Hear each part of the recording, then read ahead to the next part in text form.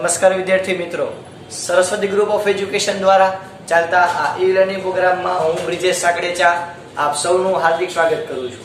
આપણે ધોરણ 10 ની અંદર વિજ્ઞાન વિષયની અંદર ચેપ્ટર નંબર 13 નો અભ્યાસ કરતા હતા કે જેની અંદર આપણે ચુંબક ભણ્યા, વિદ્યુત પ્રવાહની ચુંબકીય અસરો ભણ્યા, ત્યારબાદ સોલેનોઇડ ભણ્યા, ઇલેક્ટ્રોમેગ્નેટ ભણ્યા, ત્યારબાદ આપણે મોટર, જનરેટર ને બધું ભણી ગયા એટલે આપણને વિદ્યુતમાં ઘણી બધી ખબર પડવા માંડી. ઓકે, તો મેં તમને પહેલા જ કીધું કે વિજ્ઞાન જે છે આપણો સિલેબસ એમને નથી આપી દીધો, પણ આપણી આસપાસની જે કંઈ પણ વસ્તુ છે ને એને આપણે સારી રીતે સમજી શકીએ તો આપણને ઘણી સરળતા રહે. જેને ધ્યાનમાં રાખી અને આપણે લાસ્ટ લેક્ચરની અંદર ઘરેલું વિદ્યુત પરિપથ છે એના વિશે આપણે ચર્ચા કરેલી હતી. ઓકે, તો એની અંદર આપણે એવું જોયું હતું કે આપણું ઘરનું વાયરિંગ કેવી રીતે હોય. તો આ ઘરનું વાયરિંગ છે એમાં આપણે અલગ અલગ સાધનો જોયા હતા કે થાંભલામાંથી જ્યારે જે પ્રવાહ આવે તો સૌથી પહેલા એ ક્યાં જતા હતા? મેઇન બોર્ડમાંથી ક્યાં જતા હતા? Very good. સૌથી પહેલા ફ્યુઝ. તો આપણે ફ્યુઝ વિશે પહેલા તો ભણશે. ઓકે, તો આજનો આપણો ટોપિક છે ફ્યુઝ. ઓલરેડી તમે વિદ્યુત ચેપ્ટર ની અંદર ભણી ગયા છો, છતાં પણ આપણે આમાં રિપીટ કરી દઈએ ફ્યુઝ શું છે. તો કે ભાઈ ફ્યુઝ છે ને એક સેફટી ડિવાઇસ છે. શું છે વિદ્યાર્થી મિત્રો? સેફટી ડિવાઇસ એટલે કે સલામતીનું ડિવાઇસ છે. શું કામ ભાઈ? તો કે એને લીધે આપણે આપણા ઘરને આગ લાગતા બચાવી શકીએ છીએ. કેવી રીતે? તો કે જો આપણે આ ક્વેશ્ચન ની અંદર જોવાનું છે. એક્ઝામની દ્રષ્ટિએ આ 3 માર્ક ની અંદર અથવા તો 2 માર્કમાં પણ પૂછાઈ શકે એવો ક્વેશ્ચન છે ફ્યુઝ. ઓકે, ટૂંકમાં લખો ફ્યુઝ. આ રીતે તમને પૂછાઈ શકે. તો સૌથી પહેલા તમામ ઘરેલું વિદ્યુત પરિપથમાં ફ્યુઝ એ કેવો ઘટક છે? તો કે એકદમ અગત્યનો ઘટક છે. શું કામ? કારણ કે એ એક સલામતીનું સાધન છે. ઓકે, તમે એ પણ કોઈ લખી શકો કે ફ્યુઝ એ સલામતીનું સાધન છે. તો તમામ ઘરેલું વિદ્યુત પરિપથની અંદર ફ્યુઝ એ ખૂબ જ મુખ્ય અગત્યનો ઘટક છે. એટલે આપણે એને સૌથી પહેલા ગણપતિ બાપાને એને બેસાડી એવી રીતે આપણે સૌથી પહેલા એને બેસાડેલો હતો ઘરેલું વિદ્યુત પરિપથની અંદર. ઓકે, તો ફ્યુઝના ઉપયોગથી આપણે શું કરી શકીએ? શું કામ આપણે એને સૌથી પહેલા બેસાડીએ છીએ? તો કે ભાઈ ફ્યુઝ જે છે એના ઉપયોગથી આપણે શોર્ટ સર્કિટ, ઓવરલોડિંગ ના કારણે થતા અકસ્માતોને શું કરી શકીએ? નિવારી શકીએ. હવે તમને જો સિમ્પલ કહું, આ શોર્ટ સર્કિટ કોને કહેવાય? તો કે આપણે વિચાર કરો, તમે ઘણી વાર એવું જોયું હશે કે આપણું જે ઘર હશે તો ઘરની અંદર કોઈ પાઇપ હોય, પાઇપમાં ઘણા બધા વાયરો એકસાથે જતા હોય. ઓકે, તમે ઘણી વાર કોઈ દિવાલ તોડે કે ઘણી વાર તમે એવું કોઈ સમારકામ કરતા હોય, કોઈ રિપેરિંગ કામ કરતા હોય, એમાં તમે જોવો ઘરમાં તો એ જે પાઇપ નીકળતો એમાં ઘણા બધા તાર હોય, એક સાથે ઉપર જતા હોય, આમ જતા આડા જતા હોય ને એવું તમે જોયું હશે. તો આ ઘણા બધા તાર હોય. હવે એ તારમાંથી ક્યારેક એવું અકસ્માતને લીધે એવું બને કે કોઈ ભેજને લીધે કે કોઈ જીવજંતુ ઉંદરડા જેવા હોય તો એ ખાઈ જાય, આગળ ઉપરનું પડ એવું ક્યારેક થાય તો બે તાર હોય, બે આવી રીતે માની લો કે આવા ઘણા બધા તાર છે. આવી રીતે જો અમારી આંગળી છે એ રીતે આમ ઘણા બધા તાર આમ જાય છે. એમાંથી માની લો કે આ બે તાર છે એના પડ ઉખડી ગયા તો એ બે તાર આમ ભેગા થઈ જશે.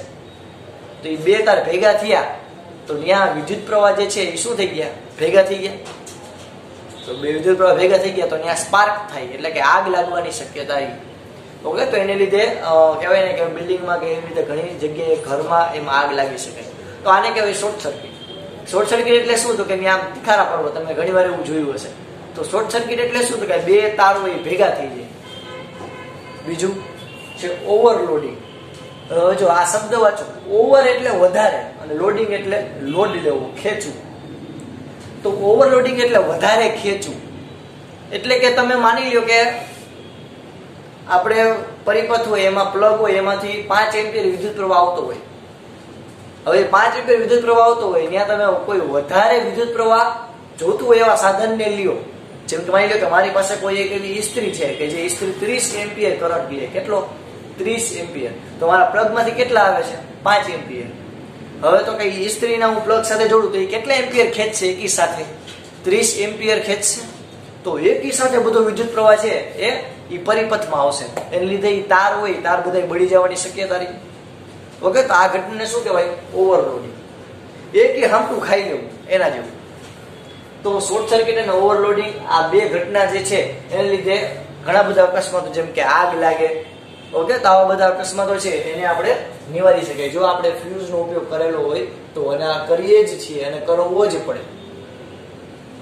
આ ફ્યુઝ જે છે એ શું છે? તો કે ફ્યુઝ એ નીચા ગલન બિંદુ વાળો ટૂંકો પાતળો તાંબાનો તાર છે. એટલે કે ફ્યુઝ હકીકતમાં શું કહેવાય? ફ્યુઝ એટલે nothing but it's one type of wire which made from the copper. એટલે કે ફ્યુઝ એક એવો તાર છે, પાતળો એવો તાર છે કે જે તાંબાના તારનો બનેલો છે. હજી એક વાર તાંબાનો તાર પણ કેવું તો કે નીચા ગલન બિંદુ વાળો. હવે નીચા લગન બિંદુ નથી, આ ગલન બિંદુ છે. આ નીચા ગલન બિંદુ એટલે તો કે જે તમે થોડી કઈ ગરમી આપો ને તો એ ઓગળી જાય, એટલે એને કહેવાય ગલન બિંદુ. ઘનમાંથી પ્રવાહીમાં ફેરવાઈ જાય. આપણે યાદ છે, તમે 9મા ધોરણમાં ગલન બિંદુ વિશે ચર્ચા કરી ગયા પેલા ચેપ્ટરની અંદર.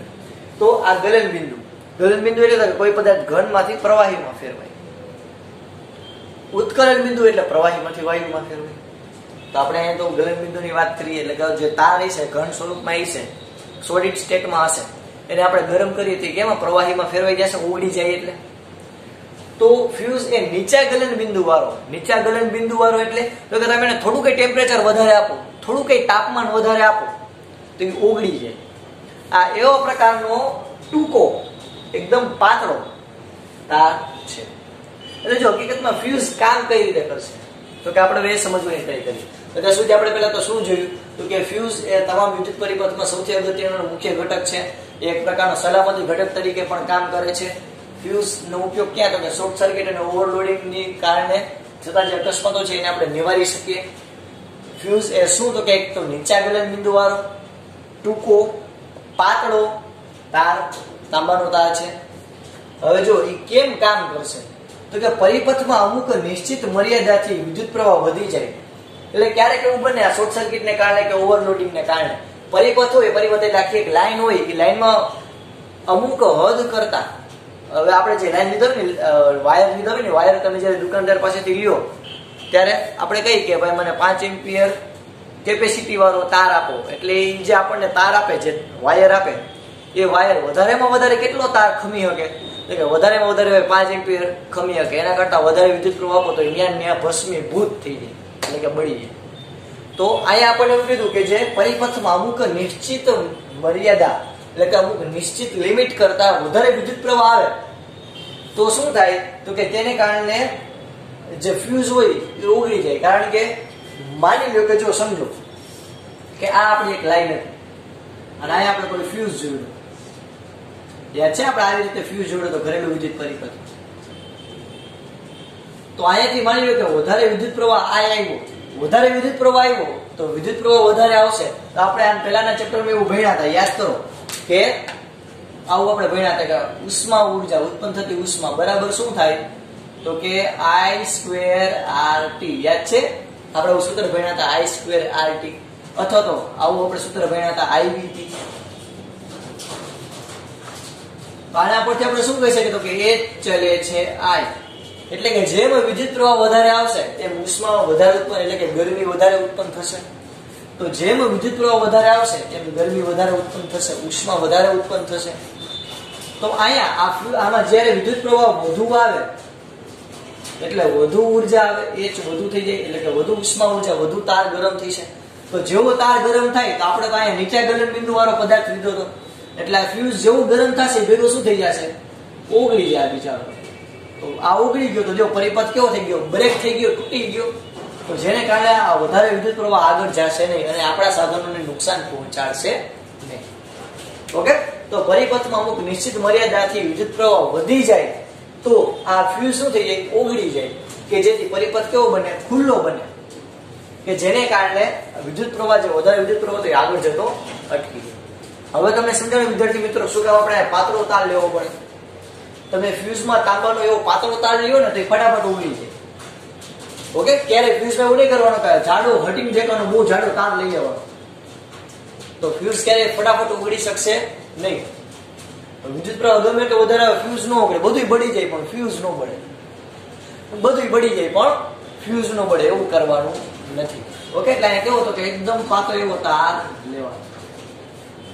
આટલું ક્લિયર છે. ફ્યુઝ વિશેના કેટલાક અગત્યના મુદ્દાઓ તો કે યાદ રાખજો, ફ્યુઝ ને હંમેશા લાઈવ વાયર સાથે કેવા તો કે એક પ્રકારનો કેવો તાર હતો, યાદ કરો આપણે ઘરેલું વિદ્યુત પરિપથમાં ભણ્યા હતા. આ લાઈવ વાયર હતો આને ફ્યુઝને હંમેશા કેના સાથે જોડવામાં આવે? લાઈવ વાયર સાથે હંમેશા શ્રેણીમાં જોડવામાં આવે. જો એક જ લાઈન છે, માર્ગ બદલતો નથી. એટલે ફ્યુઝને હંમેશા લાઈવ વાયર સાથે શ્રેણીમાં જોડવામાં આવે છે. કેમાં જોડવામાં આવે વિદ્યાર્થી મિત્રો? શ્રેણી. ફ્યુઝ વાયર જેમ જાડો, આ ફ્યુઝ નો વાયર હોય જેમ જાડો હોય એમ એ વધારે વિદ્યુત પ્રવાહ વેવડાવી શકે. એટલે કે તમે માની લો કે પાત્રો તાર લ્યો, ફોર એક્ઝામ્પલ કોઈ પાત્ર એવો તાર લીધો તો 5 એમ્પિયર વિદ્યુત પ્રવાહ વેવડાવી શકે. પણ તમે માની લો કે આ બહુ જાડો તાર લીધો તો 10 એમ્પિયર વિદ્યુત પ્રવાહ વેવડાવી શકે. એટલે જેમ તમે વધારે જાડો તાર લ્યો એમ એની વિદ્યુત પ્રવાહ જવા દેવાની કેપેસિટી કેવી? વધારે. પરિપથમાં મહત્તમ વિદ્યુત પ્રવાહ વેવડાવવાની ક્ષમતા કરતા ઓછી ક્ષમતાવાળો ફ્યુઝ વાપરવો જોઈએ. હવે જો શું કહે તો કે આપણું જે ઘરનું વિદ્યુત પરિપથ છે એ આપણે જ્યારે એન્જિનિયરે ઇલેક્ટ્રિશિયને જ્યારે આપણું વાયરિંગ કર્યું ઘરનું, ત્યારે આપણને પૂછ્યું હોય કે તમારે કેટલી કેપેસિટી વાળું તાર લેવો છે, તો કે આપણે એમ કહી કે ભાઈ મારા ઘરની અંદર 20 એમ્પિયર કરતા વધારે કેપેસિટી હોવી જોઈએ નહીં તાર. તો જે આપણું વાયરિંગ કર્યું હોય એમાં જો 20 એમ્પિયર કરતા વધારે વિદ્યુત પ્રવાહ આવે તો એ વાયરિંગ શું થઈ જાય? બળી જાય.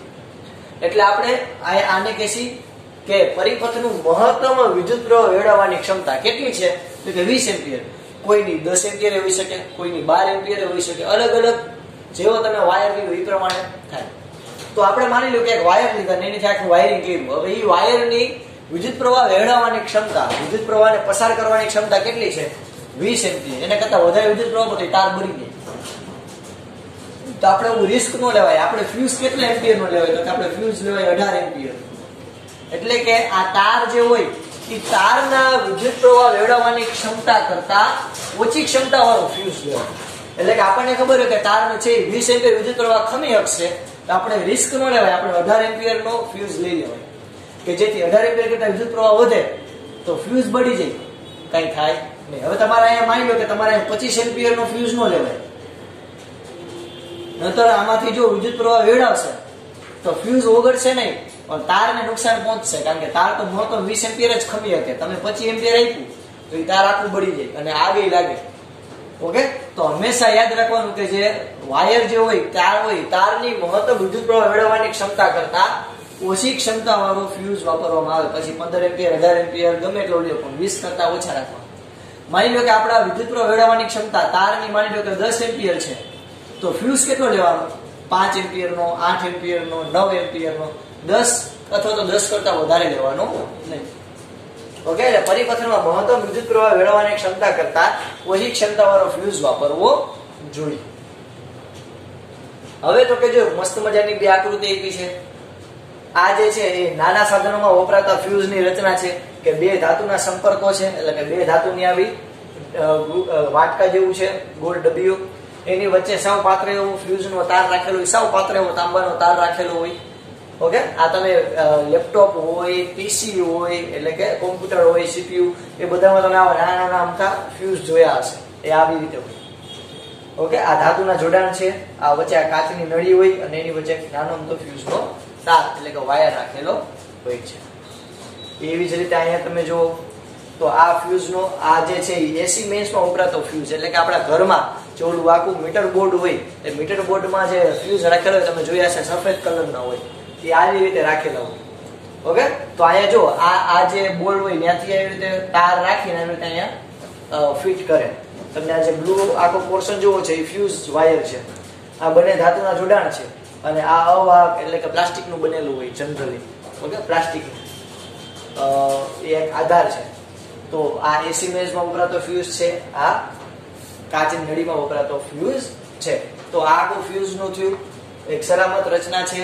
પરિપથમાં આપણે સૌથી અગત્યનો ઘટક શોર્ટ સર્કિટના ઓવરલોડિંગ થી આપણને બચાવે. કેવી રીતે? તો કે નીચા ગલન બિંદુ વાળો ટૂંકો પાતળો તાંબાનો તાર છે. એ કેવી રીતે કામ કરે? તો કે અમુક નિશ્ચિત મર્યાદા કરતા વિદ્યુત પ્રવાહ વધી જાય તો એ ઓગળી જાય કે જેથી પરિપથ ખુલ્લો બને. એ લાઇવ વાયર સાથે શ્રેણીમાં જોડવામાં આવી. મહત્વનો મુદ્દો કે જેમ જાડું વિદ્યુત પ્રવાહ વેવડાવવાની ક્ષમતા વધારે અને વિદ્યુત પ્રવાહ વેવડાવવાની ક્ષમતા કરતા ઓછી ક્ષમતાવાળો ફ્યુઝ વાપરવો જોઈએ. અને આ એમની આકૃતિ. ઓકે વિદ્યાર્થી મિત્રો, ક્લિયર થયું? ફ્યુઝ 2 માર્કમાં કે 3 માર્કમાં પૂછાય છે. ચાલો આ બધું ફટાફટ તમે તમારી બુકની અંદર રંગબેરંગી કલરથી લખી લ્યો.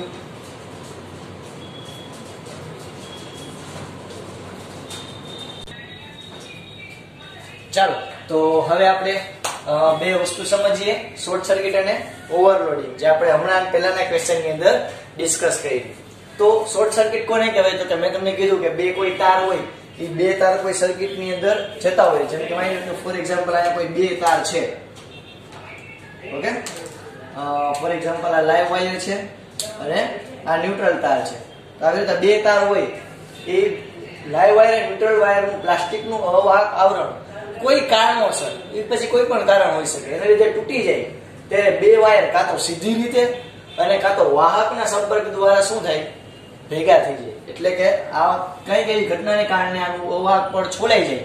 તો આ બંને તાર ક્યાંક એવું બને કે બે એકદમ નજીક હોય, બે એકદમ આવી રીતે નજીક હોય, તો બે ક્યાંક એવું બને કે ક્યારેક બે શું થઈ જાય? ભેગા થઈ જાય. તો આમ લાઈવ વાયર અને ન્યુટ્રલ વાયર એકબીજાના સંપર્કમાં આવે તો તેને કહેવાય શોર્ટ સર્કિટ. એટલે લાઈવ વાયર અને ન્યુટ્રલ વાયર બે જ્યારે ભેગા થઈ જાય તો આ ઘટનાને આપણે શું કહીશું? Short circuit. ત્યારે તો કે લાઈવ વાયર અને ન્યુટ્રલ વાયર બંનેનું જે અવાહક પડ હોય એ છોલાઈ ગયું હોય, એ નીકળી ગયું હોય, ત્યારે એ બંને એકબીજાને જ્યારે સંપર્કમાં આવે ત્યારે આ ઘટનાને કહેવાય શોર્ટ સર્કિટ. આ કિસ્સામાં અવરોધ કેવો બને? શૂન્ય. એટલે કે જો અહીંયાથી વિદ્યુત પ્રવાહ આવતો હોય, ફોર એક્ઝામ્પલ અહીંયા બે ભેગા થઈ ગયા, તો વિદ્યુત પ્રવાહ હંમેશા ઓછા અવરોધ વાળો માર્ગ પસંદ કરે, બરોબર? તો અહીંયાથી ડાયરેક્ટ વિદ્યુત પ્રવાહ ક્યાં હોય છે? બહાર. એટલે અહીંયાથી અંદર આવ્યો, અહીંયાથી અંદર ડાયરેક્ટ બહાર હોય, બાયપાસ. અહીંયા આગળ તમે જે કંઈ પણ સાધન જોડ્યું હોય ત્યાં વિદ્યુત પ્રવાહ જાય નહીં, ડાયરેક્ટ અહીંયાથી બારોબારથી બાયપાસ થઈ જાય. તો આ કિસ્સામાં અવરોધ કેવો બને? શૂન્ય. એટલે કે પરિણામે મોટા ક્રમનો વિદ્યુત પ્રવાહ વહે. મોટા ક્રમનો વિદ્યુત પ્રવાહ વહે તો આપણે હમણાં જ કીધું હતું કે H ચલે છે I. જેમ વિદ્યુત પ્રવાહ વધારે એમ ગરમી વધારે ઉત્પન્ન થાય. તો મોટો વિદ્યુત પ્રવાહ વહેશે તો ગરમી કેવી ઉત્પન્ન થશે? પરિપથમાં વધારે, કે જેથી આગ લાગવાની શક્યતા રહે. તો શોર્ટ સર્કિટ એટલે શું? સિમ્પલ. તો કે જ્યારે બે તાર હોય, લાઈવ અને ન્યુટ્રલ, બંને જ્યારે ભેગા થઈ જાય, ઓકે, અવાહક પડ કોઈ પણ રીતે નીકળી જાય કોઈ પણ કારણોસર, અને બે ભેગા થઈ જાય તો પરિપથમાં મોટા ક્રમનો વિદ્યુત પ્રવાહ વહે, એનો અવરોધ શૂન્ય થઈ જાય, કે જેથી તાર ખૂબ ગરમ થાય અને આગ લાગવાની શક્યતા રહે. આ ઘટનાને આપણે શું કહીશું વિદ્યાર્થી મિત્રો? Short circuit. એવી જ રીતે બીજું છે ઓવરલોડિંગ. તો કે જ્યારે ઘરેલું વાયરિંગમાં અમુક સમયે વહેતો વિદ્યુત પ્રવાહ વપરાતા વિદ્યુત સાધનોના પાવર રેટિંગ પર પણ આધાર રાખે. એટલે મેં તમને કીધું કે માની લો કે પંખો હોય તો પંખાને 5 એમ્પિયર જોતો હોય, જ્યારે એર કન્ડિશનર હોય તેને 15 એમ્પિયર જોતા હોય, ફ્રીજને 15 એમ્પિયર જોતા હોય, ઇસ્ત્રીને 15 એમ્પિયર જોતા હોય, વોટર હીટર હોય ને 15 એમ્પિયર જોતા હોય, ટ્યુબલાઇટ હોય ને 5 એમ્પિયર જોતા હોય. તો અલગ અલગ સાધનો હોય ને અલગ અલગ વિદ્યુત પ્રવાહ જતો હોય, તો એને શું કહેશું? કે અલગ અલગ પાવર રેટિંગ ઉપર આધાર રાખશે.